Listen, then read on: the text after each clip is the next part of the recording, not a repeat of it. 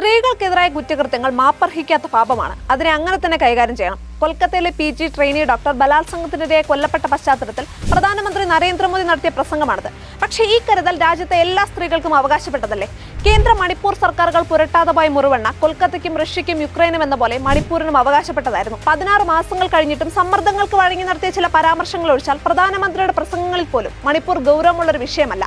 യുക്രൈനെ ആശ്വസിപ്പിക്കാൻ മണിപ്പൂരിന് മുകളിലൂടെ പറക്കുമ്പോൾ ഒരു ഭരണാധികാരിക്ക് തോന്നേണ്ട കുറ്റബോധത്തെയും രാജധർമ്മം എന്ന് വിവക്ഷിക്കാം. മണിപ്പൂരിൽ 226 പേർ കൊല്ലപ്പെട്ടു, 59,000-ഓളം പേർ ഭവനരഹിതരായി, 11,133 വീടുകൾ കത്തിച്ചു, 11,892 കേസുകൾ രജിസ്റ്റർ ചെയ്തു. നമ്മുടെ രാജ്യത്തിനുള്ളിൽ ഉപേക്ഷിക്കപ്പെട്ടൊരു തുരുത്തായി മണിപ്പൂർ അനാഥമായി കിടക്കുകയാണ്. സമീപകാലത്ത് ഇന്ത്യയിൽ ഏറ്റവും അധികം അപമാനിക്കപ്പെട്ടതും പീഡ അനുഭവിച്ചതും മണിപ്പൂരിലെ സ്ത്രീകളാണ്.